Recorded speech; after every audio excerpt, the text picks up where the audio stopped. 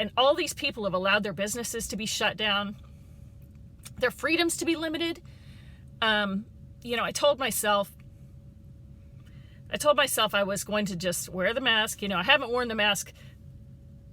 I live in East Texas, a small town in East Texas, so I can get away with basically going anywhere I want, doing anything I want, and I don't wear a mask because it's ridiculous. And if anybody tries to make me wear a mask, I just, if we go to a restaurant that requires a mask, I'm not going to spend my money there.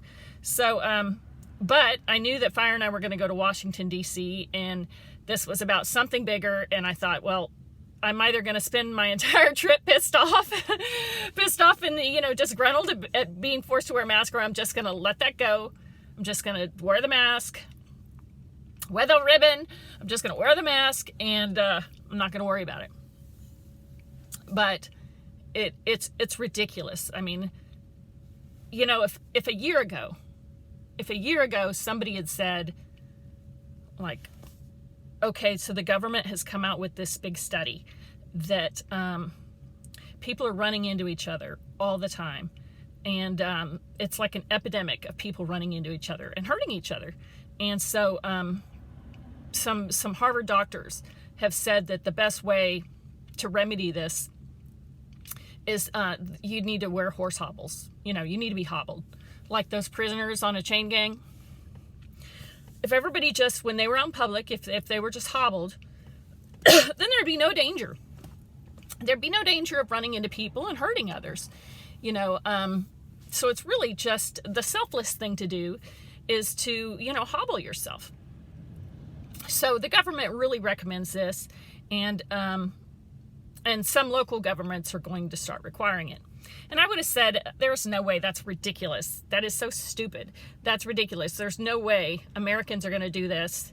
Maybe the Japanese will do it. They're all jam-packed in there anyway. They have no room. They're bumping into each other anyway. Maybe they'll do it. But maybe they'll hobble themselves to keep each other from running into each other. But we're not going to do it. Americans aren't going to do it. And you're darn sure bet that Texans aren't going to do it. Nowadays, Texans would do it too. We would all hobble ourselves. Most people would hobble themselves. There'd be like little cottage industries that would crop up, like the fur-lined horse hobblers and the paisley horse hobblers. And, people would start to require horse hobbling. You'd have to have on your horse hobblers. You'd have to put them on in the car before you could go in to do your shopping. And then I would go in, and I'm never going to wear horse hobblers, right? So I would go in and I'd run into my friend who would limp up to me, with her kid. And I'd be like, hey, I haven't seen you in ages. Don't tell me you're wearing these horse hobblers. You buy into this stuff. And she'd be like, no, I don't really buy into it. But other people are afraid I'm going to run into them. And so I kind of want to do the Christian thing. And I don't run from place to place anyway, so what do I care? What is it? It's no skin off my nose if I hobble myself, right? I'll just hobble myself to come into this place. Hobble myself when I'm around town. And then I'll be like, well, if they're so afraid that you're going to run into them, why don't they just stay home? I mean, if they're so afraid that they're going to be bumped into and hurt, they should probably stay home. Oh, well, no, they should be able to live their lives too, right? I mean, they should be able to live their lives and go out and shop and do the things that they want to do without worry of me bumping into them and really hurting them or perhaps killing them. Well, the odds of you killing them by running into them are really, really small. You realize that, right? Like, the only people that you would run into and kill would be, like, probably older people whose bones were really brittle, who are maybe sick anyway, and maybe they should not be out walking around anyway, and you'd probably be more careful around them anyway. You wouldn't bump into them, right? Because they're old and frail. So, that seems kind of silly. Well, I know, but, it's really an easy thing for me to do, and I'm just going to do it. And I'll be like, okay, but what about your kid? Like, why is your kid hobbled? Kids, like, pinball off each other all the time. They run into each other all the time. You know that your kid has a greater chance of being killed in a car accident on the way home from this grocery store than they do of being killed by running into another kid. You know that, right?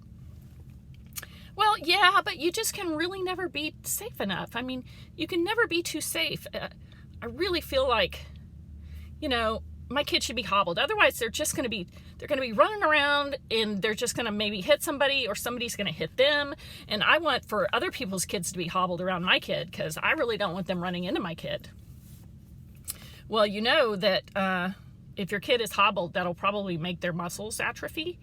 And, they're not going to get the proper exercise if you've got them hobbled like that. And, the friend would probably be like, well, the doctor says that we don't really have to hobble them for very long. We're just going to hobble them until they get the gist of it. And then maybe they'll just slow down, and we don't have to hobble them for that long.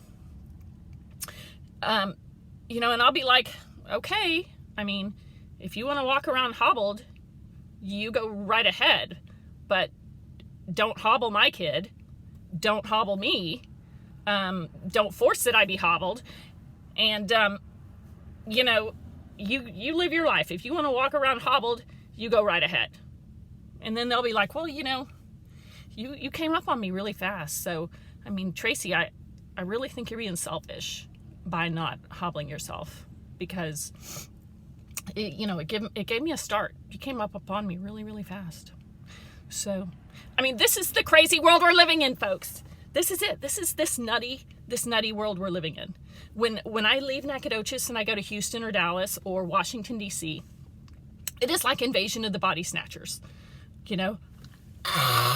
Like you're the only one without a mask on, and they've spotted you. I mean, the world has gone crazy, and I really feel like there are just a few sane people left.